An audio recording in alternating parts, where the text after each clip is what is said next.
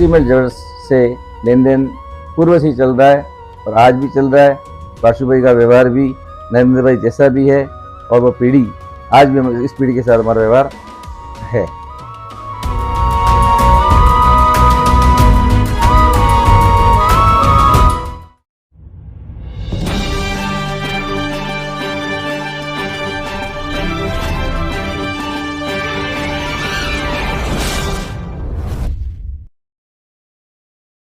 हमारे YouTube channel एकता समाचार को सब्सक्राइब कीजिए, शेयर कीजिए, बेल के बटन को दबाएं और हमारी नई नई खबरें देखें। धन्यवाद। आज हम खड़े हैं बांसवाड़ा ज़िले में। बांसवाड़ा ज़िले में हमारे बीच समाज सेवी, धर्म प्रेमी,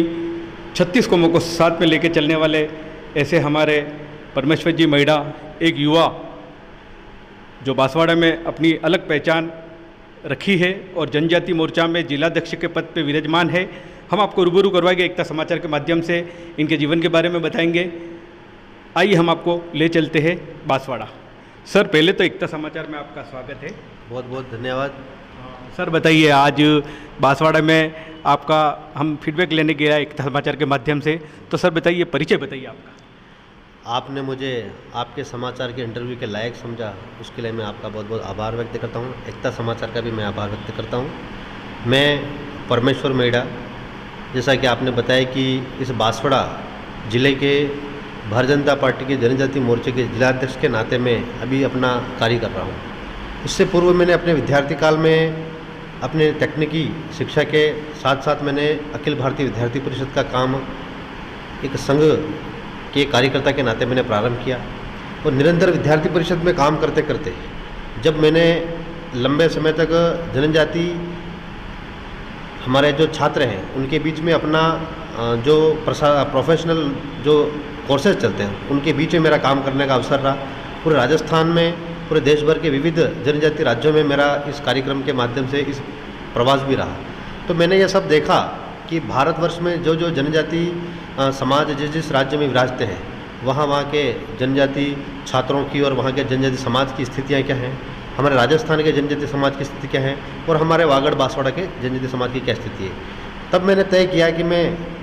तकनीकी शिक्षा का छात्र होने के साथ साथ समाज में एक समाज सेवी के नाते अपना कोई कार्य ऐसा कर पाऊँ जिससे मेरे देश को, मेरे राज्य के और मेरे क्षेत्र के जो आदिवासी समाज के लोग हैं और इस क्षेत्र के संपूर्ण 36 कौम के लोग हैं उनको मैं अपनी तरफ से क्या दे सकता हूँ। इसी प्रेरणा के साथ मैंने इस क्षेत्र का चयन किया। इससे पूर्व मैंने शिक्षा के बाद में मैंने कुछ राजकीय सेवाएं भी की। मैं ग्राम विकास अधिकारी के पद पर चयनित हुआ, पटवारी के पद पर चयनित हुआ। पंचायत समिति बांसवाड़ा में मैं जूनियर टेक्निकल असिस्टेंट जेटीए की नौकरी भी मैंने 1.5 साल करी। मैं आरएस की परीक्षा भी मैंने प्री उत्तीर्ण करके मैंने मेंस का एग्ज़ाम दिया, फॉरेस्टर के एग्ज़ाम भी दिया मैंने। ऐसे विविध परीक्षाओं को पास करने के बाद मैंने एक कोचिंग संचालन का काम भी किया, जो मेरा संचालन आज भी मेरा कोचिंग चलता है। और उसके बाद निरंतर मैं, मेरे परिवार, मेरे पिताजी पूर्व मंत्री दलीचंद जी मैडा, जो पिछले 40-45 वर्षों से राजनीतिक सेवाओं में काम कर रहे हैं, उनसे ही मैंने प्रेरणा ली किस प्रकार से समाज और समाज के लोगों का भला करने के लिए, समाज की विविध समस्याओं को दूर करने के लिए हम अपने आप को न्यौछावर करके किस प्रकार से काम कर सकते हैं। और उन्हीं की प्रेरणा से मैं 2017 से मैं पूर्ण रूप से भारतीय जनता पार्टी का सक्रिय कार्यकर्ता बना। उसके बाद मैं वहाँ का छोटी सरवन मंडल जो हमारा है वहाँ का महामंत्री बना, वहाँ का शक्ति केंद्र का प्रभारी बना। फिर पिछले विधानसभा चुनाव, लोकसभा चुनाव में मैंने एक सक्रिय भागीदारी निभाई। फिर मुझे पार्टी ने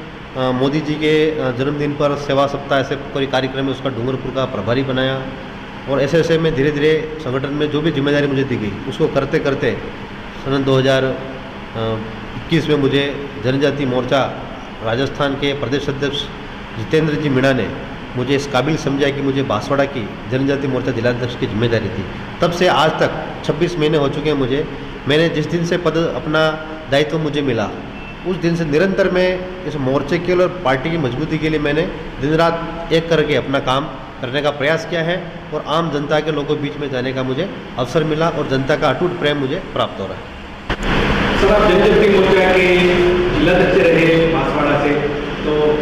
आपका कार्यकाल क्या रहा उसके बारे में? जैसा कि मुझे 21 जुलाई 2021 को जैसे ही जनजाति मोर्चा के जिलाध्यक्ष की जिम्मेदारी मुझे प्राप्त हुई, पार्टी के कार्यकर्ताओं ने मुझे और पार्टी के वरिष्ठ नेताओं ने, यहाँ के वरिष्ठ पदाधिकारियों ने मुझे इस योग्य समझा। जैसे मुझे ये जिम्मेदारी मिली, क्योंकि मेरा विद्यार्थी परिषद का कार्य भी जनजाति क्षेत्र का ही रहा था, जैसे मुझे भारतीय जनता पार्टी में जनजाति मोर्चे का अध्यक्ष के नाते जिम्मेदारी मिली, सर्वप्रथम हमने जनजाति मोर्चे की ज़िले में ऐसी टीम बनाने का कार्य किया जो जनजाति क्षेत्र में गांव-गांव जाकर लोगों के बीच में भारतीय जनता पार्टी के प्रति हमारे युवा साथियों को जोड़ने का भरसक प्रयास करें। उसके बाद हमने भारतीय जनता पार्टी के मार्फत जो हमें ऊपर से निर्देश प्राप्त हुए, 9 अगस्त विश्व आदिवासी दिवस जो हमने 9 अगस्त को पूरे ज़िले में प्रत्येक तहसील स्तर पर बड़े धूमधाम से मनाया, जिसके लिए हमने तहसील स्तर पे हमारे बड़े नेताओं का भी इन्वॉल्वमेंट रहा और मैं प्रत्यक्ष रूप से पूरे ज़िले के विविध कार्यक्रमों में मैंने भाग लिया। हमारे छोटी सरवन बांसवाड़ा में बड़ा कार्यक्रम हुआ, यहाँ मैं उपस्थित रहा। इसी प्रकार हम धीरे धीरे आगे बढ़ते रहे। पार्टी ने मोदी जी के जन्मदिन के अवसर पर मुझे कार्य दिया, हमने सेवा पखवाड़ा के रूप में उस कार्यक्रम में विविध प्रकार के उस टाइम कोरोना का पीरियड भी चल रहा था, तो हमने वो काम भी किए। उसके बाद निरंतर आगे बढ़ते गए और जैसे जैसे संगठन ने जो जो कार्य ऊपर से निर्देशित हुए, उस कार्यक्रम में हमारे ज़िले के कुल 27 मंडल हैं। 27 मंडलों में हमारे 27 मोर्चों के अध्यक्ष ने अपने अपने मंडल क्षेत्र में, मैंने पार्टी के पदाधिकारियों के साथ मिलकर जब जब पार्टी ने आह्वान किया तब तब मोर्चे के कार्यकर्ताओं ने पूर्ण रूप से अपनी निष्ठा के साथ उस कार्य को पूर्ण करने का और सफल बनाने का प्रयास किया। इसी प्रकार जब मोदी जी ने 15 नवंबर को जनजाति गौरव दिवस की घोषणा की, ये हमारे लिए बड़ा सौभाग्य का विषय था कि जब मैं अध्यक्ष बना उसी वर्ष इतना बड़ा दिन मोदी जी ने हमारे जनजाति समाज के लिए किया। उस दिन को हमने बड़े धूमधाम से पूरे बांसवाड़ा शहर में शोभा यात्रा के माध्यम से पूरे जिले भर के कार्यकर्ताओं ने उसमें एकत्रित होकर एक भव्य आयोजन उस दिन हुआ। उस दिन जनजाति समाज को बड़ा गौरव अनुभूत करने का अवसर सर्व समाज ने दिया। सर्व समाज ने भी इस दिन को स्वीकार करके पूरे इस जिले के लोगों को और पूरे देश भर के लोगों को शुभकामनाएं भी दी और मोदी जी ने भी इस दिन के लिए हमारे समाज को शुभकामनाएं दी। इससे लोग अधिक से अधिक संख्या में भारतीय जनता पार्टी से जुड़ने का लोगों ने अवसर मिला। इसी तरह निरंतर दिन बढ़ते गए। फिर हमने मानगढ़ धाम पे बलिदान दिवस पे भी हमने कार्यक्रम किए और निरंतर जैसे जैसे संगठन ने कोई न कोई कार्यक्रम आते हुए, पिछले वर्ष भी बात करूं हमने तो पिछले वर्ष भी इसी प्रकार से सारे जो वर्ष के कार्यक्रम हैं उसके तहत मोदी जी का एक कार्यक्रम हुआ मानगढ़ धाम पे। तो हमारे लिए बड़ा गौरवान्वित क्षण था कि देश का कोई प्रधानमंत्री 1 नवंबर 2022 को हमारे मानगढ़ धाम की धरती पर आता है और जिस प्रकार से इस वागड़ का और गुजरात मध्य प्रदेश के सीमांचल जो जनजाति बाहुल्य ज़िले हैं वहाँ से जनजाति समाज के और सर्व समाज के लोगों ने उस दिन को बड़ा अच्छा गौरवान्वित रूप में हमारे जनजाति भाइयों के बलिदान को नमन करने के लिए लोगों में लाखों की संख्या में लोग आए। उस कार्यक्रम में भी हमने प्रभावी रूप से प्रभावी ढंग से उस कार्यक्रम को सफल बनाने में अपना योगदान दिया। इसी प्रकार मैं इस बांसवाड़ा ज़िले की बात करूं, इस ज़िले के 27 मंडलों के प्रवास के माध्यम से मैंने जनजाति मोर्चे की और अन्य पार्टी के कार्यक्रमों में भाग लेकर पूरे ज़िले में भर में प्रवास करके वहाँ के कार्यकर्ताओं को जोड़ने का और जनजाति समाज में जनजाति युवाओं को किस प्रकार से जोड़ा जाए और शिक्षित युवाओं का क्या योगदान भारतीय जनता पार्टी में रह सकता है। आने वाले भविष्य में जिस प्रकार से हमारे जनजाति समाज के हमारे युवा हैं शिक्षा के क्षेत्र में धीरे धीरे आगे बढ़ रहे हैं, तो मेरी व्यक्तिगत अपेक्षाएं हैं, आकांक्षाएं भी हैं कि मेरे समाज का युवा साथी पढ़ लिख कर रोजगार परक अपनी शिक्षा ग्रहण करें और आने वाले समय में रोजगार के नए नए उपक्रम स्वसंचालित करें। स्वयं के द्वारा लगाए हुए उद्योगों में, सरकारी नौकरियों में या प्राइवेट जहाँ पर भी बड़े उद्योग चलते हैं उसमें हमारी भागीदारी जिस अनुपात में हम यहाँ निवास रखते हैं उस अनुपात में हमारी भागीदारी सुनिश्चित हो, उसके लिए भी हम सदैव प्रयासरत हैं। और जिस प्रकार से हमारे क्षेत्र में लंबे समय से हमारे युवाओं की डिमांड भी है कि हम इस क्षेत्र के युवाओं के लिए रोजगार की या नौकरी की इच्छा रखने वाले साथियों के लिए इस क्षेत्र में जिस तादाद में हमारी संख्या रहती है उस तादाद में हमें नौकरी में मिला जाए। हमें प्राइवेट जो इंडस्ट्रियाँ चलती हैं उस इंडस्ट्री में भी हमारे जनजाति समाज के बंधुओं का, इस क्षेत्र के सभी समाजों के लोगों का योगदान उसमें एक सुनिश्चित हो। बाहर से बहुत से रोज़गार के लिए लोग आते हैं, लेकिन स्थानीय में हमारे इतने अच्छे लोग तैयार हुए स्किल के साथ, तो उन्हें वहाँ रोज़गार भी मिले। और मोटा मोटा इस क्षेत्र की बात करूँ तो ये जनजाति समाज माँ त्रिपुरा सुंदरी के आशीर्वाद से बेणेश्वर धाम के इस स्थान के मावजी महाराज के जो हमारा स्थान है और मानगढ़ धाम, ये 3 पवित्र स्थान इस क्षेत्र में पड़ते हैं। और माही डैम जैसा माँ माही का आशीर्वाद इस क्षेत्र को मिला है, जिससे इस पूरे क्षेत्र में हरियाली भी है, खुशहाली भी है। और निरंतर इस वागड़ क्षेत्र का जनजाति वर्ग और संपूर्ण समाज या 36 कौम की बात करूं तो बिल्कुल मिलजुल कर एक सुखद शांतिपूर्ण भावना के साथ सब एक साथ रहते हैं, मिलजुल के रहते हैं। और आने वाले समय में जब भी भारतीय जनता पार्टी की सरकार आने वाले चुनाव में, हम 2 महीने बाद चुनाव में जा रहे हैं, तो चुनाव में जैसे ही हम जाएंगे तो जिस प्रकार से हमने जो पिछले लंबे समय तक जो कार्य किए हैं, और मुझे पूरा विश्वास है कि हमारे कार्य के बलबूते हमने जो फील्ड में लोगों के बीच में जो हमारा रहना हुआ है, उसके मार्फत में विश्वास करता हूँ कि हम बांसवाड़ा जिले की 5 के 5 विधानसभा सीटें जीतने वाले हैं। और राजस्थान में भारतीय जनता पार्टी और की सरकार बनने वाली है, और देश के यशस्वी प्रधानमंत्री नरेंद्र मोदी जी तीसरी बार 2024 में देश के प्रधानमंत्री बनने वाले हैं। ऐसी हमें पूरी विश्वास भी है और माँ त्रिपुरा सुंदरी का पूरा आशीर्वाद भी है। मैं इसके साथ पूरे दावे के साथ ये बात कह सकता हूँ। सर, आप युवा हो और आपने भी दावेदारी जताई है, हमारे सर्वे के मुताबिक हमें जानकारी मिली है, तो सर बताइए आपने कहाँ से दावेदारी जताई? दावेदारी का विषय ऐसा है कि भारतीय जनता पार्टी का प्रत्येक कार्यकर्ता तन मन धन से समर्पित होकर कार्य करता है। और भारतीय जनता पार्टी में की ये खूबसूरती है कि इसका प्रत्येक कार्यकर्ता अपने कार्य के बलबूते हाईकमान से और हमारे शीर्ष नेतृत्व से किसी भी चुनाव में लड़ने की इच्छा व्यक्त कर सकता है। इसी बात को ध्यान में रखते हुए मेरे सभी सहयोगियों और मेरे शुभचिंतकों के आशीर्वाद से मैंने बांसवाड़ा जिले की बांसवाड़ा विधानसभा से भी अपना आने वाले विधानसभा चुनाव में एक प्रत्याशी चयन के रूप में अपनी दावेदारी व्यक्त की है। मैं और मेरा परिवार पिछले 40-45 वर्षों से राजनीतिक क्षेत्र में काम करता है और निरंतर समाज सेवा और राजकीय कारणों से विविध प्रकार के लोगों की समस्याओं के निराकरण में काम किया है। लंबे समय से पिताजी का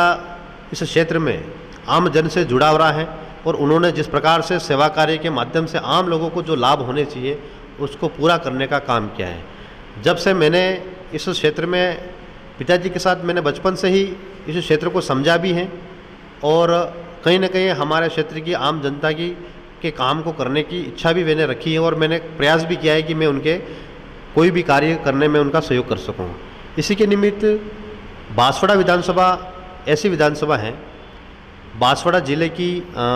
हेडक्वार्टर सीट है। इससे पूर्व हमारा जो मैं छोटी सरवन क्षेत्र से आता हूं,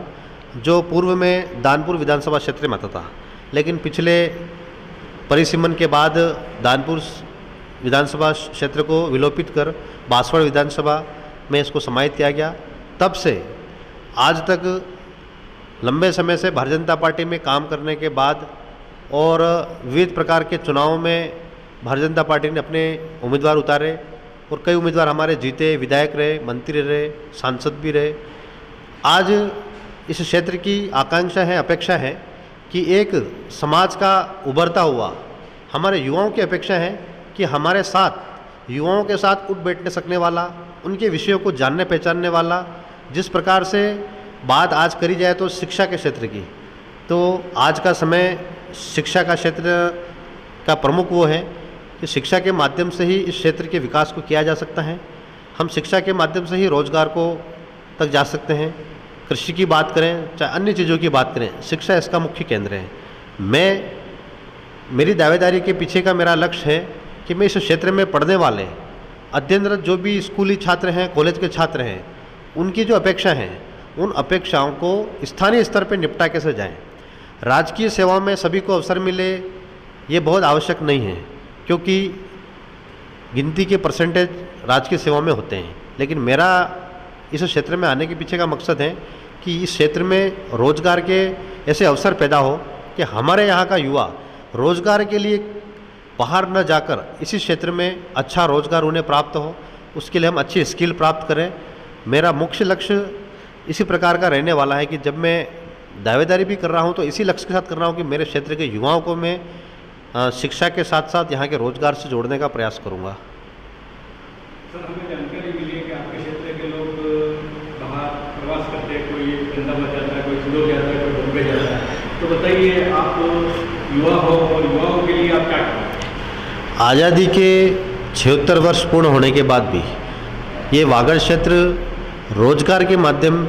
के यहाँ पर थोड़े कम हैं, जिसकी वजह से हमारे यहाँ के बहुत से लोग मध्य प्रदेश, गुजरात में रोज़गार के लिए जाते हैं। ये साधारण सिंपल सी बात है कि जब शिक्षा की कमी होगी तो आम व्यक्ति को यहाँ रोज़गार मिल पाना मुश्किल है, तो वो अपने जीवन यापन के लिए गुजरात और मध्य प्रदेश की तरफ रुख करता है। राजस्थान में भी कुछ स्थानों पर जाता है, लेकिन फिर भी स्थानीय स्तर पे कोई बड़े उपक्रम नहीं होने के कारण हमारे लोग बाहर जाते हैं। तो मेरा तो पहला ही मेरी इच्छा है कि हमारे लोगों को स्थानीय स्तर पे क्या रोज़गार के साधन उपलब्ध हो सकते हैं। हम सरकार के माध्यम से, बड़ी इंडस्ट्रियों के माध्यम से,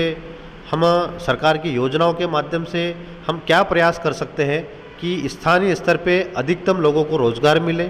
राजकीय सेवाओं में भी हमारा प्रतिशत बढ़े। इस प्रकार की मेरी मंशा है। सर, हमें जानकारी मिली है कि आपका क्षेत्र माही के किनारे पे है, चारों तरफ पानी ही पानी है, तो बताइए आप लोगों को टिकट मिल जाता है और आप जीत जाते हो तो विधानसभा में किसानों के लिए आप क्या मुद्दा उठाओगे? माँ माही की कृपा से अगर मुझे भारतीय जनता पार्टी अवसर देती है और मैं यहाँ से अगर विजयश्री प्राप्त करके जाता हूँ तो मेरी प्राथमिकता रहेगी इस बांसवाड़ा क्षेत्र का जो भी नॉन कमांड एरिया है। मैं बात करूँ इस ज़िले की छोटी सरवन, आबापुरा, कुशलगढ़ का क्षेत्र है, कुछ पीपलकुट का क्षेत्र है जो नॉन कमांड है। माही माता का इतना प्रचंड आशीर्वाद हमारे क्षेत्र में होने के बावजूद भी हमारा कुछ एरिया सूखा है, जिससे हमारे किसान भाई त्रस्त हैं। लंबे समय से हमारे किसानों की ये मांग रही है कि इस माही के पानी को हमारे सूखे क्षेत्र में भी दिया जाए, लेकिन आज़ादी के इतने लंबे समय बाद और डैम के निर्माण के 40-45 वर्ष बीतने के बाद भी ऐसा कोई प्रयास विविध सरकारों द्वारा नहीं किया गया। लेकिन मेरी प्राथमिकता रहेगी कि जो क्षेत्र सूखा है वहाँ के किसानों के लिए पानी के उपलब्धता किस प्रकार से बढ़ाई जा सकें, विविध विभागों के माध्यम से सहज रूप से पानी को कैसे पहुँचाया जा सकता है, उसके लिए मैं प्राथमिकता से काम करने का प्रयास करूँगा। और किसानों की बात करें तो हमारे देश के प्रधानमंत्री ने जब से इस देश का शासन संभाला है, पिछले 9.5 वर्षों में नरेंद्र मोदी जी ने देश के किसानों को बल देने के लिए, मजबूत करने के लिए विविध योजनाएं, आप बात करें तो जन धन खाते से इसको प्रारंभ करें तो अभी लेटेस्ट हमने देखा किस प्रकार से विधेयक पारित किए हैं। इन विधेयकों के माध्यम से, विभिन्न योजनाओं के माध्यम से किसान सम्मान निधि हो, फसल बीमा हो या और भी ऐसी बहुत सारी अन्नपूर्णा योजना हो, विविध प्रकार से किसानों को संबल देने का काम, मुद्रा परीक्षण हो, ऐसी कई योजनाओं के माध्यम से मोदी जी ने किसानों को मजबूत करने का कार्य किया है। मैं और मेरा परिवार और हमारे क्षेत्र के और हमारे भारतीय जनता पार्टी के कार्यकर्ता निरंतर रूप से इस क्षेत्र के किसानों के उत्थान के लिए कार्य करते हैं। मैं आपको बताना चाहूँगा कि किस प्रकार से हमारे क्षेत्र में देश की केंद्र सरकार द्वारा न्यूक्लियर पावर प्लांट कॉरपोरेशन हमारे यहाँ पर स्थापित हो रहा है। उस प्लांट में भी हमारे किसानों की बहुत बड़ी संख्या और मात्रा में ज़मीनें गई हैं। उस ज़मीन के बदले भी हमारे किसानों की जो वाजिब मांगे थी, उन वाजिब मांगों के लिए हमारे पूर्व मंत्री दलीचंद जी मेड़ा जो हमारे पिताजी हैं, उन्होंने काफ़ी लंबे तक संघर्ष किया और किसानों के हित में सरकार से अपनी बात मनवाई और किसानों को अच्छा उस ज़मीन के बदले जो मुआवजा दिया जा सकता था वो दिलवाया। उनके लिए रोज़गार की बात वो उनसे सरकार से उन्होंने अमेंडमेंट कराया और तय किया। उसके बाद रोज़गार के साथ साथ वहाँ पर जो प्लांट लग रहा है उस प्लांट में क्या रोज़गार हमारे युवाओं को मिल सके, उसके लिए भी प्रयास अभी निरंतर जारी है। और जैसे जैसे वहाँ पर अन्य कंस्ट्रक्शन और जो भी सेवा कार्य अन्य प्रकार के कार्य हो रहे हैं उसमें हमारे लोगों की क्या भूमिका रह सकती है इस क्षेत्र के विकास में। यहाँ जब बिजली उत्पादन होकर पूरे देश में या पूरे राज्य में जहाँ भी जाएगी, लेकिन हमारे क्षेत्र में क्या मिले, तो उस प्लांट के बार बार उनसे संपर्क करके इस क्षेत्र में जितने भी स्कूल चलते हैं, अस्पताल चलते हैं, सड़कों का विषय हो, हम उनसे सहयोग लेकर इस क्षेत्र के विकास के लिए निरंतर उनसे संपर्क में हैं और इस क्षेत्र के विकास में उनका योगदान भी ले रहे हैं। और जिस प्रकार से इस प्लांट के माध्यम से जो हमारे किसान प्रभावित हुए थे, उन किसानों को अच्छा मुआवजा दिलाकर उन्होंने अच्छी जगह पूरे हमारे ज़िले में जहां उनको अच्छी जगह मिली वहां उन्होंने जगह लेके उन्होंने अच्छी खेती बाड़ी करना भी चालू कर दिया है। और मैं भारतीय जनता पार्टी का कार्यकर्ता होने के नाते ये दावे के साथ कह सकता हूं कि हमारे देश का जो शीर्ष नेतृत्व है वो आज की तारीख में किसानों के प्रति, और मैं वागड़ क्षेत्र की बात करूं तो हमारी माही माता का जो पानी है, ये पानी बांसवाड़ा डूंगरपुर होते हुए गुजरात तक जा रहा है। आने वाले समय में इसको झालोर सिरोही तक ले जाने का भी प्रयास चल रहा है। तो मेरी प्राथमिकता रहेगी, मैं हमारी जो सरकार बनेगी, मेरी सरकार से पहली प्राथमिकता से मेरी मांग रहेगी कि इस क्षेत्र को हमारे निकटस्थ जो हमारा बैक वाटर क्षेत्र है वहाँ की किसानों को मिले और हमारा किसान भी इस पानी से अच्छी खेती बाड़ी कर खुशहाल जीवन जिए, ऐसी मेरी शुभकामना है। सर, आपके बांसवाड़ा क्षेत्र में एक जनजाति मंत्री है और एक कैबिनेट मंत्री है, तो बताइए आपके 2 मंत्री होते हुए यहाँ पे विकास हुआ है? आपको मैं बता दूं, वर्तमान में राजस्थान की कांग्रेस सरकार है। इस कांग्रेस सरकार ने हमारे ज़िले में 2 मंत्री दिए हैं। एक मंत्री जी हमारे स्थानीय बांसवाड़ा विधानसभा से हैं, जनजाति विकास का इन्होंने प्रभार इनको दिया है। लेकिन पिछले 4 वर्षों में हम देखेंगे कि आपने जो विकास किए हैं वो किसके विकास किए हैं, ये देखने वाली बात है। हम जब क्षेत्र में घूमते हैं, प्रवास करते हैं, तो हम सड़कों को देखते हैं, पुलियों को देखते हैं, ट्रांसफार्मर देखते हैं, स्कूल देखते हैं, अस्पताल देखते हैं, तो हमें इस क्षेत्र का विकास और जनजाति क्षेत्र का विकास हमें दिखता नहीं है। लेकिन यहाँ विकास की बात मंत्री जी करते हैं, हम ढूंढ रहे हैं कि ये किस विकास की बात कर रहे हैं। इसी प्रकार इन्होंने इनके जो फंड आते हैं साल भर के, उन फंड का इन्होंने राजस्थान के दूसरे ज़िलों में जो इस शेड्यूल एरिया में नहीं है, उसके बावजूद भी आपने जाके जयपुर की बात करें, जोधपुर की करें, पाली की करें, वहाँ जाके भी आपने उनके लिए अलग स्कीमें, वहाँ जाके भी आपने अपने चहेतों को या अपने कोई मिलने वालों को वहाँ जाके आपने फंड अलॉट किया। लेकिन इस क्षेत्र के विकास के लिए आपने इतनी तत्परता नहीं दिखाई। आपने सिर्फ और सिर्फ अपने कांग्रेस के जो कार्यकर्ता हैं, उनके मिलने वाले सरपंच हैं, उन लोगों तक ही अपने जनजाति विभाग को सीमित कर दिया। आपको होना ये चाहिए था, आप इतने बड़े विभाग के मालिक थे, आपको इस पूरे क्षेत्र में, इस बांसवाड़ा, डूंगरपुर, प्रतापगढ़, उदयपुर और भी जो ट्राइबल हमारे डिस्ट्रिक्ट हैं, उन डिस्ट्रिक्टों के लोगों के विकास के लिए, उस क्षेत्र के विकास के लिए आपको अपने फंड का उपयोग करना चाहिए था। लेकिन आपने सिर्फ और सिर्फ आपके कांग्रेस समर्थित सरपंचों के माध्यम से उसको एक लूट का माध्यम बना दिया। आपने क्षेत्र के विकास को छोड़कर आपने अलॉटमेंट तो बहुत किया, आपने स्वीकृतियाँ आपने बहुत दी, लेकिन जब धरातल पे जाके हम आपके विकास को ढूंढते हैं तो हमें शिलान्यास की पट्टिकाओं के सिवाय कुछ दिखता नहीं है। आज भी जनता चाह रही है कि मंत्री जी आएँ और किसी कार्य का उद्घाटन करें, लेकिन मैं आपको दावे के साथ कह सकता हूं, पूरे क्षेत्र में जब आप घूमकर देखेंगे तो मंत्री जी को आज उद्घाटन करने लायक ऐसे कोई बड़े कार्य उनके पास में नहीं है जिसका वो वृहद रूप से उद्घाटन कर सकें। आपने पिछले 4 वर्षों में जिस प्रकार से इस प्रशासन के माध्यम से, पुलिस प्रशासन हो, चाहे आपका तहसीलदार और इस विविध पंचायतों में आपके जो कर्मचारी हैं, जिनको अपने आपके अंडर आपने प्रेशराइज करके अपने हितों को साधने का काम आपने किया। आपने अपने लिए आपने लीजें कराई, आपने माइन से अलॉट कराई, लेकिन आपने जनता के विकास के लिए, जनता की क्या क्या आवश्यकता है उसको पूरा करने का कोई विशेष प्रयास किया नहीं। यहाँ पर अन्य जो विकास के कार्य दिख भी रहे हैं, जैसे केंद्र सरकार के एकलव्य मॉडल स्कूल आए हैं, केंद्र सरकार के ही प्रधानमंत्री सड़क योजना के माध्यम से सड़कें आई हैं। आप उन विकासों को अपना विकास दिखाकर लोगों को मूर्ख बनाने का प्रयास आप कर रहे हैं। लेकिन मैं दावे के साथ कह सकता हूं, जब इस क्षेत्र की जनता आने वाले चुनाव में जब ईवीएम मशीन का बटन दबाएगी तो आपके द्वारा किए गए विकास की पोल जनता खोलने वाली है और मैं पूरी विश्वास के साथ कह सकता हूं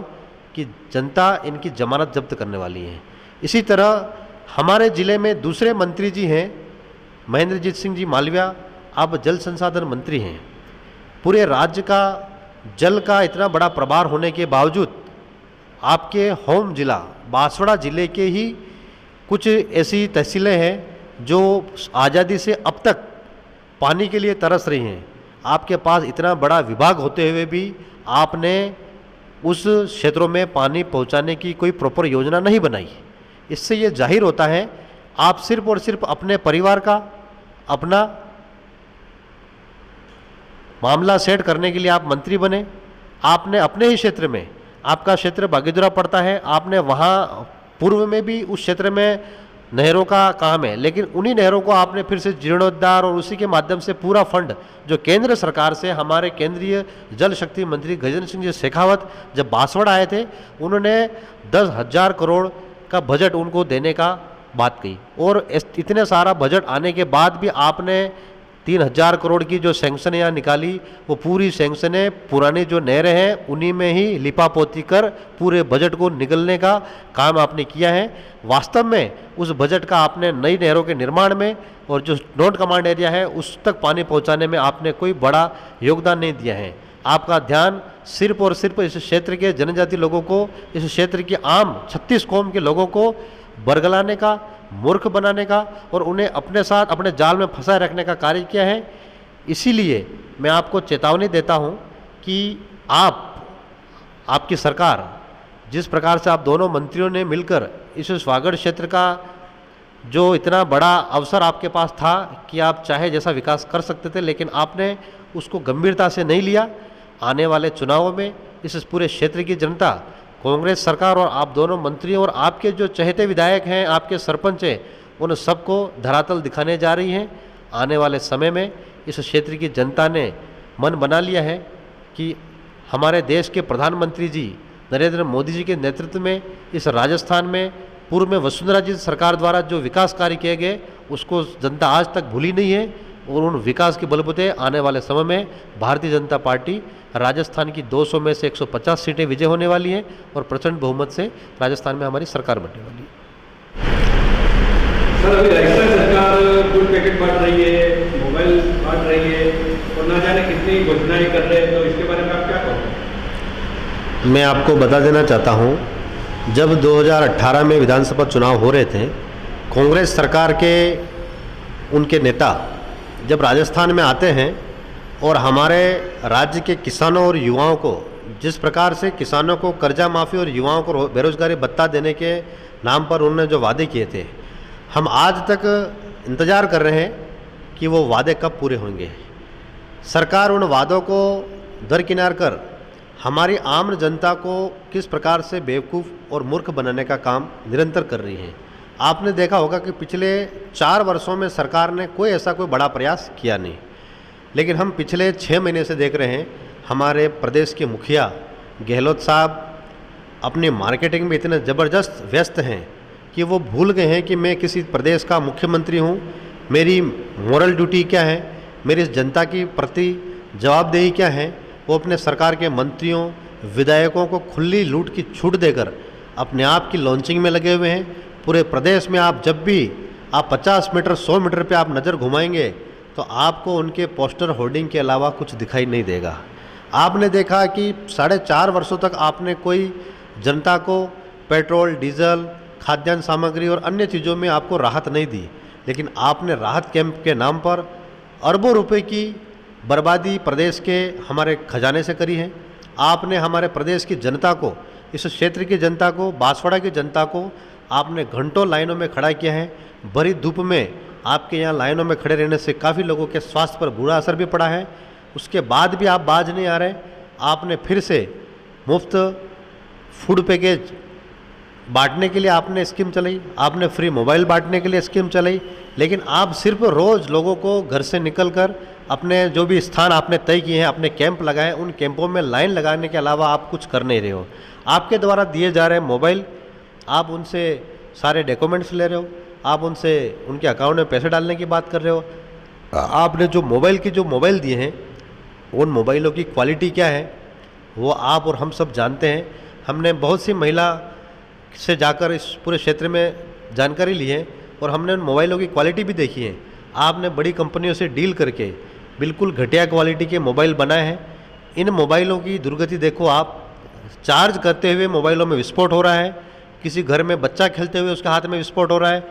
किसी महिला के हाथ में है, पर्स में है,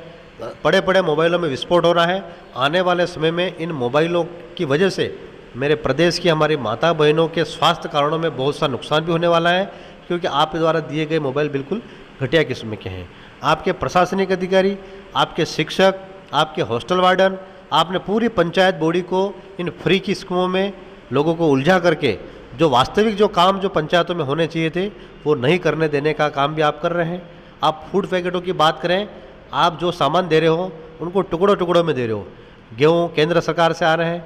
आपके अन्य खाद्य सामग्री आप वितरण कर रहे हो, उनको आप अलग अलग, एक दिन आप आटा लेने बुलाते हो, एक दिन आप तेल लेने बुलाते हो, एक दिन आप चावल लेने बुलाते हो। इस तरह से लोगों को गुमराह करके आप सिर्फ और सिर्फ अपने कैंपों के जाल में हमारी आम जनता को गुमराह करने का प्रयास कर रहे हो। लेकिन हमारे क्षेत्र की जनता, इस प्रदेश की जनता बड़ी सजग हैं, जागरूक हैं और वो बहुत ही ईमानदारी से मतदान के समय अपना निर्णय करेगी और इस कांग्रेस सरकार के इस बहकावे में और छलावे में आने वाली नहीं है। और आने वाले समय में हम, हमारे भारतीय जनता पार्टी के प्रत्येक कार्यकर्ता और प्रदेश नेतृत्व ने जिस प्रकार से राजस्थान भर में परिवर्तन संकल्प यात्राएं की हैं, राजस्थान में 4 परिवर्तन संकल्प यात्रा हुई, हमारे क्षेत्र में बेणेश्वर धाम, हमारे प्रयाग कुंभ से ये यात्रा प्रारंभ हुई और पूरे वागड़ क्षेत्र में घूमती हुई अपने कोटा संभाग, इन सब में घूमती है, पूरे राजस्थान में होकर इसका समापन हुआ है। आने वाले 25 तारीख को इस यात्रा के पूर्ण समागम जो जयपुर में होने वाला है, जिसमें हमारे देश के यशस्वी प्रधानमंत्री, पूरी दुनिया के नायक नरेंद्र मोदी जी आने वाले हैं और पूरे राजस्थान की आम जनता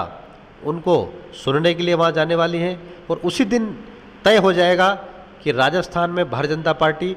150+ सीटों से सरकार बनाने जा रही है और ये मूर्ख बनाने वाली, बहलाने फुसलाने वाली जो सरकार अभी राजस्थान की है, ये बुरी शान से हारने वाली है। मैं पूरे दावे के साथ ये बात कह सकता हूँ। साथ ही मैं कहना चाहता हूँ, हमारे देश के यशस्वी प्रधानमंत्री श्री नरेंद्र मोदी जी ने हमारे देश की आधी आबादी को सम्मान देने के लिए, उनको नमन करने के लिए नारी शक्ति वंदन अधिनियम, जो पूरे देश भर में महिलाओं को 33% प्रत्येक स्तर पर उनका पार्टिसिपेशन, उनका योगदान रहने वाला है। चाहे लोकसभा की बात करें, चाहे विधानसभा की बात करें, और पंचायती राज में राजस्थान में तो पूर्व से ही 50% का जो उनका समावेश है वो हमारे सरकार ने ही दिया है। मैं आप सबके माध्यम से कहना चाहूँगा कि हमारे देश की नारी शक्ति इस अधिनियम, नारी शक्ति वंदन अधिनियम के माध्यम से इसको पास होने से पूरे देश की नारी शक्ति गौरवान्वित है और हर्ष उल्लास के साथ उत्सव के रूप में इसको ले रही हैं। और आने वाले समय में हमारे देश की आधी आबादी हमारे देश के प्रत्येक मंच पर बड़ी प्रखरता से अपनी बात रखने के लिए, अपने हक अधिकारों को साथ में इस नरेंद्र मोदी जी के साथ खड़ी रहने वाली हैं। और मैं दावे के साथ कह सकता हूँ, जैसे ही ये अधिनियम पारित हुआ, हमारे देश की फिज़ा में नारी शक्ति के प्रति जो सम्मान पूरे विश्व में एक अलग तरह की पहचान बनी है। और आने वाले समय में हम जब देखेंगे हमारे देश की संसद, विधानसभाओं में नारी शक्ति जिस प्रकार से उन सदनों में दहाड़ेगी अपने हक अधिकारों को और अपने देश के विकास के लिए अपना जो योगदान है, परिवार के संयोजन में आपका योगदान शुरू से रहा ही है और नारी शक्ति हमारे देश में वंदनीय है, प्रार्थनीय है, स्मरणीय है। लेकिन मोदी जी के इस विधेयक के बाद में पूरे देश भर की महिलाएं हमारे देश में एक नेतृत्व के रूप में उभरने वाली है। मैं सभी नारी शक्तियों को शुभकामनाएं भी देता हूं और मोदी जी को धन्यवाद भी देना चाहता हूं। साथ ही मैं आपको ये भी बताना चाहता हूं, जिस प्रकार से हमारे देश के वैज्ञानिकों का मनोबल हमारे देश के प्रधानमंत्री जी ने बढ़ाया है, उसी की प्रेरणा से चंद्रयान 3 अभी सफल रूप से प्रक्षेपण उसका हुआ। उन्होंने अपनी कक्षा में अपने प्रवेश भी किया और अभी वो अपना कार्य कर रहा है। ये देश के लिए और पूरे विश्व में भारत एक रोल मॉडल के रूप में उभरा है। देश के वैज्ञानिकों के साथ जब हमारा देश के प्रधानमंत्री खड़े रहते हैं, जो हौसला उनके अंदर बना था उसी का ही परिणाम है। और आपने देखा किस प्रकार से नरेंद्र मोदी ने पूरे विश्व को अपने आगे नतमस्तक किया है। हम पिछले दिनों में हमने देखा देश की राजधानी दिल्ली में G20 का जो सम्मेलन हुआ, उस सम्मेलन में पूरी देश दुनिया के प्रमुख देश हमारे देश की मेहमान नवाजी को आए और उन्होंने G20 के माध्यम से भारत की अध्यक्षता में किस प्रकार से पूरे विश्व को भारत का लोहा मनवाने और अफ्रीकन कंट्री हैं उसको भी G20 में एक स्थायी सदस्य के रूप में उस यूनियन को शामिल करने में भारत का जो योगदान रहा है, जिससे पूरी अफ्रीकन कंट्रीज़ के जो लोग हैं, पूरे देश हैं जो नरेंद्र मोदी के साथ जुड़े हैं और पूरे विश्व के जो भी विकासशील देश हैं, छोटे देश हैं, भारत को आने वाले समय में बड़ी इच्छा के साथ देख रहे हैं कि भारत एक ऐसा देश होगा जो पूरे विश्व में उनके लिए छत्र छाया का काम करने वाला है। और ये सब संभव हो चुका है तो हमारे देश के नेतृत्व नरेंद्र मोदी जी की कार्यशैली और उनके व्यक्तित्व की बदौलत, जो आपने पूरे विश्व में भ्रमण के माध्यम से आपने जो संबंध स्थापित किए हैं, अमेरिका जैसा बड़ा देश जहां आपके सम्मान, आपके स्वागत के लिए पलक पावड़े बिछाता है और आपने भी उनके सम्मान में किसी प्रकार की कोई कमी रखी नहीं। आपने देखा कि रूस यूक्रेन के युद्ध में जिस प्रकार से भारत के छात्रों के लिए किस प्रकार से मोदी जी के नाम से, इस भारत देश के नाम से, भारत के तिरंगे के साथ वहाँ के विद्यार्थियों को निकलने का अवसर उन देशों ने दिया। ये बहुत छोटी बात नहीं है, ये अपने आप में बहुत बड़ा विषय है कि अन्य देशों के लोग भी हमारे तिरंगे को स्वाभिमान के साथ हाथ में लिए हुए उस युद्ध भूमि से बाहर आए थे। और मैं बड़े गर्व के साथ कहता हूँ कि मैं एक ऐसे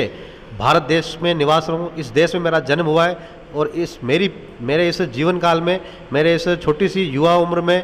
हमने देश के ऐसे प्रधानमंत्री को पाया है जो आने वाले समय में भारत को पूरी दुनिया का विश्व गुरु स्थापित करने की ओर अग्रसर है। और आने वाला समय भारत का है। मैं पूरे दावे के साथ कह सकता हूँ कि भारत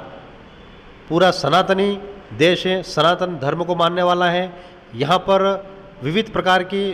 पूरे विश्व से अनेक प्रकार के लोग आए, अनेक धर्म के लोग आए, लेकिन इस संस्कृति में आकर रम गए। इस संस्कृति में उन्हें एक्सेप्ट भी किया है, अडोप्ट भी किया है और आने वाले समय में पूरा विश्व भारत की नेतृत्व को स्वीकार करने वाला है और भारत विश्व गुरु बनने वाला है। इसी के साथ मैं कहना चाहूँगा कि देश के प्रधानमंत्री जब 2014 में हमारे प्रधानमंत्री बनते हैं, उन्होंने जो निर्णय किए थे देश के लोगों के लिए, जब प्रारंभ से ही उन्होंने भारतीय जनता पार्टी का जो एजेंडा रहा है कि भारत सनातन धर्म का प्रतीक है, भगवान राम की कर्मस्थली पुण्यस्थली है और भगवान राम के भव्य मंदिर के निर्माण की मांग भारतीय जनता पार्टी और हमारे इस देश के प्रत्येक नागरिक के मन में इसकी हार्दिक इच्छा थी। जब हमारे प्रधानमंत्री जी और उनकी पूरी टीम ने प्रयास किया, उस देश की न्यायपालिका ने निर्णय दिया। उस निर्णय के बाद जब अयोध्या में देश का भव्य राम मंदिर हमारा बन रहा है और ये पूरे भारत के लोगों के लिए बड़ा ही एक भावुक क्षण है, एक धर्म प्रेमियों के लिए बड़ा क्षण है कि आने वाले जनवरी 2024 में उसका शुभारंभ होने वाला है। हम देश के लोग वहाँ जाकर दर्शन लाभ लेने वाले हैं। इसी प्रकार के ही भारत ने पूरे देश भर में जो हमारे शक्तिपीठ हैं, धर्म स्थान हैं, काशी की बात करें, चाहे उज्जैन की बात करें, मथुरा की बात करें, द्वारिका की बात करें, ऐसे सभी जगहों को जीर्णोद्धार करने का, उन स्थानों को अच्छा वापस एक भव्य रूप देने का काम मोदी जी ने किया है। और इसी के साथ मोदी जी ने समय समय पर जहाँ जहाँ सभी धर्म के लोगों को, सभी समाज के लोगों को अपने मन की बात के माध्यम से, प्रधानमंत्री जी ने प्रत्येक माह में मन की बात के माध्यम से देश के कोने कोने में ऐसी छुपी हुई प्रतिभाओं को उजागर करने का, उनके कार्यों को उजागर करने का, उनके रोजगार, उनकी जो क्वालिटी है उसको बाहर निकालने का जो काम है नरेंद्र मोदी एक देश का प्रधानमंत्री करता है। और जब वो देश का प्रधानमंत्री किसी आम व्यक्ति से बात करता है तो हम ये सोच सकते हैं कि किस प्रकार से आम जनता के मन में नरेंद्र मोदी जी और उनके कार्यों का जो छाप उनके दिमाग में पड़ी है वो बहुत ही अकल्पनीय है, अतुलनीय है। किसी से इसकी तुलना करना संभव नहीं है। इसी के साथ मैं कहना चाहता हूँ कि हमारे प्रधानमंत्री जी ने देश में इतने ऐसे कानून थे जो बड़े पेचीदा थे, हमारे समाज के, हमारी नारियों के सम्मान में बहुत बड़ा विघ्न उत्पन्न कर रहे थे। जैसे मैं 3 तलाक की बात करना चाहूँगा। हमारे देश की मुस्लिम महिलाओं के लिए 3 तलाक अपने आप में एक बहुत बड़ा अभिशाप था, जिसको तोड़ने का काम हमारे देश के प्रधानमंत्री जी ने किया। उसकी वजह से हमारे देश की मुस्लिम समाज की जो महिला हैं बड़े गर्व के साथ अपने परिवार, अपने घर को संचालित कर रही हैं। उन्हें एक डर भय था जो तलाक का था, वो उनके मन से ख़त्म भी हुआ है और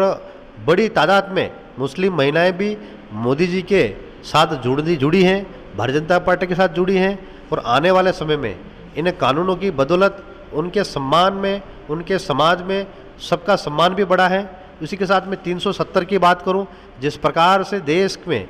एक देश होने के बावजूद भी एक देश में 2 विधान चल रहे थे, उसको ख़त्म करने का काम हमारे देश के प्रधानमंत्री जी के नेतृत्व में हुआ है। 370 ख़त्म हुई है। सीए की बात हो, चाहे समान नागरिक संहिता की बात हो, किसान सम्मान की बात हो, ऐसे विविध प्रकार के जो काम हैं हमारे प्रधानमंत्री जी ने किए हैं, जो पूरे देश को एक साथ जोड़कर इस देश के विकास को आगे बढ़ाने का एक बहुत ही महत्वपूर्ण निर्णय है। और हम सब देश के नागरिक और हम भारतीय जनता पार्टी के कार्यकर्ता बड़े गौरव के साथ और गर्व के साथ कहते हैं कि भारतीय जनता पार्टी आने वाले समय में देश के और भी जो लंबित मुद्दे हैं उन मुद्दों के निराकरण के साथ पूरे विश्व में भारतीय जनता पार्टी और इसका कार्यकर्ता इस देश, भारत देश को गर्व और ऊंचा उठाने का काम कर रहा है। सर, आपके यहाँ तीसरा मोर्चा बीटीपी, भारतीय आदिवासी पार्टी के नाम से भी 2 पार्टी बन रही है, तो बताइए इसके बारे में आप क्या कहें? आपको मैं बता दूं कि दूसरा मोर्चा, तीसरा मोर्चा, राजनीतिक क्षेत्र में विविध प्रकार के मोर्चे आते हैं। भारतीय जनता पार्टी इस देश की नहीं, पूरे विश्व की सबसे बड़ी पार्टी है, जिसके सबसे अधिक कार्यकर्ता हैं, सबसे अधिक पदाधिकारी हैं और सबसे ज़्यादा लाइक करने वाले इनके कार्यकर्ता हैं। आम जनता भारतीय जनता पार्टी सबसे ज़्यादा लाइक करती है। मैं कांग्रेस की बात करूं, जो आज़ादी के पूर्व से ही काम कर रही हैं, लेकिन आज कहीं ना कहीं अपने आप को बिल्कुल अंतिम हाशिए पर ले आई है और समापन की ओर है। इसी की वजह से पूरे देश में अलग अलग पार्टियों का नया उदय भी हुआ। पूरे देश में अलग अलग राज्यों में अलग अलग पार्टियां काम कर रही हैं। मैं राजस्थान की बात करूं तो राजस्थान में भी बहुत सी पार्टियां आ रही हैं, चुनाव लड़ रही हैं, पिछले वर्षों में भी चुनाव लड़ी हैं। और इस वागड़ क्षेत्र की बात करूं, आज़ादी के समय से ही यहाँ पर जनता दल, कांग्रेस रही हैं। फिर बीजेपी, जब से बीजेपी का उदय हुआ है, धीरे धीरे बीजेपी ने यहाँ शुरू से आगे बढ़ने का ही काम किया है और निरंतर आगे बढ़ रही है। मैं ये दावे के साथ कह सकता हूँ कि इस क्षेत्र में, इस क्षेत्र की बात करते करते पूरे देश में जिस प्रकार से भारतीय जनता पार्टी का काम चल रहा है, भारतीय जनता पार्टी के प्रति लोगों का समर्पण, प्रेम जो है, मैं दावे के साथ कह सकता हूं कि कोई भी तीसरा या चौथा मोर्चा आता है, इससे हमारे समाज और हमारे क्षेत्र की जनता विमुख नहीं होने वाली है। ठीक है, कुछ क्षण के लिए कुछ हमारे जो युवा साथी हैं, हमारे क्षेत्र की आम जनता है, जिसको कुछ स्थानीय मुद्दों के आधार पर हमारे कुछ लोग बरगला सकते हैं, उन्हें गुमराह कर सकते हैं, लेकिन दीर्घ समय तक इस प्रकार के तीसरे चौथे मोर्चों से हमारे लोग उन लोगों की कार्यनीति को समझ चुके हैं। उन लोगों का जो मकसद है, इस देश की आम जनता को, इस क्षेत्र की आम जनता को मुख्य धारा में नहीं लाकर उन्हें पुरानी ही रूढ़ी और पुरानी चीज़ों में धकेलकर अपने वोट बैंक की राजनीति करना उनका मुख्य लक्ष्य है। क्योंकि तीसरे चौथे मोर्चे लोग के जो लोग हैं वो विशुद्ध रूप से राजनीति करने के लिए समाज के नाम का उपयोग कर रहे हैं। मैं इस आपके चैनल के माध्यम से कहना भी चाहूँगा कि समाज के नाम का उपयोग आपने जिस प्रकार से राजनीति में और अपनी निजी स्वार्थ को पूर्ण करने में आपने किया है, समाज आपकी पूरी कार्यशैली को समझ चुका है। जिस प्रकार से आप लोगों ने पिछले चुनावों में क्या किया, चुनावों के बाद आपने वर्तमान सरकार से मिलके क्या किया, और आने वाले समय में आप अपने भविष्य के जो स्वप्न हैं उनको पूरा करने के लिए आपने तीसरी चौथी पार्टी भी बना ली है। तो मैं ये दावे के साथ कह सकता हूँ, आपकी ये तीसरी और चौथी पार्टी को इस क्षेत्र की जनता नकारने वाली है। यहाँ के जनजाति समाज के लोग आपको नकारने वाले हैं, क्योंकि यहाँ का जनजाति समाज राष्ट्रीय पार्टियों के साथ जुड़कर अपने क्षेत्र, अपने परिवार, अपने समाज का विकास चाहता है, न कि आपके साथ जुड़कर इस क्षेत्र के विकास को हाशिए पर लाना चाहता है। मैं दावे के साथ कहता हूं कि इस क्षेत्र में ऐसी तीसरी और चौथी पार्टियों का कोई अस्तित्व आने वाले समय में बचने वाला नहीं है। और आप देखते जाएंगे, एक समय तक जब कोई नई चीज़ आती है तो हर सामान्य व्यक्ति का ध्यान उसकी तरफ जाता है, लेकिन जब उस चीज़ के बारे में पता चल जाता है तो स्वाभाविक रूप से वो चीज़ वापस अपने आप अपने यथास्थान पे आ जाते हैं। और हमारे क्षेत्र की जनता आप लोगों के कार्यों को, आप लोगों की नीतियों को समझ चुकी हैं और आने वाले समय में आपको आईना दिखाने वाली है। मैं भारतीय जनता पार्टी का छोटा सा कार्यकर्ता होने के नाते पार्टी ने जो मुझे जिम्मेदारी दी है उस जिम्मेदारी को बखूबी में निभाने में प्रयास किया है। और आने वाले समय में भी संगठन मुझे जो जो जिम्मेदारी देगा उसको मैं पूर्ण निष्ठा के साथ उसको निभाने का प्रयास करूंगा। और मैं इस क्षेत्र में, इस जिले में जनजातीय मोर्चे के जिलाध्यक्ष के नाते जो मुझे काम मिला उसको मैंने निभाया। आने वाले समय में बांसवाड़ा विधानसभा क्षेत्र से मैं आम जनता के आशीर्वाद से हमारे संगठन के, हमारे देश के प्रधानमंत्री, हमारे संगठन के राष्ट्रीय अध्यक्ष जी, हमारे प्रदेश के अध्यक्ष जी और हमारे तमाम प्रदेश पदाधिकारियों, राष्ट्रीय पदाधिकारियों से मैं आह्वान करना चाहूँगा कि इस क्षेत्र की जनता के लिए, इस क्षेत्र की मंशानुसार, इस क्षेत्र की इच्छानुसार, वर्तमान समय की मांग अनुसार मैं परमेश्वर मेड़ा एक युवा कार्यकर्ता होने के नाते आम इस क्षेत्र के युवाओं और इस क्षेत्र की जनता की तरफ से मैं आप सबसे ये अपील करना चाहूँगा, आपसे निवेदन करना चाहूँगा कि मुझ जैसे कार्यकर्ता को भारतीय जनता पार्टी अगर आने वाले विधानसभा चुनाव में चुनाव लड़ने का अवसर देती है, मैं पूरी ईमानदारी के साथ इस क्षेत्र की जनता और पार्टी के साथ न्याय करते हुए अपने कार्य को आगे बढ़ाऊंगा, अपने जीवन को आगे बढ़ाने का प्रयास करूँगा। मैं आम जनता से भी प्रयास और निवेदन करना चाहूँगा कि आम जनता से मेरी अपील रहेगी, मैं आप सबके बीच में आपका बेटा, आपका छोटा भाई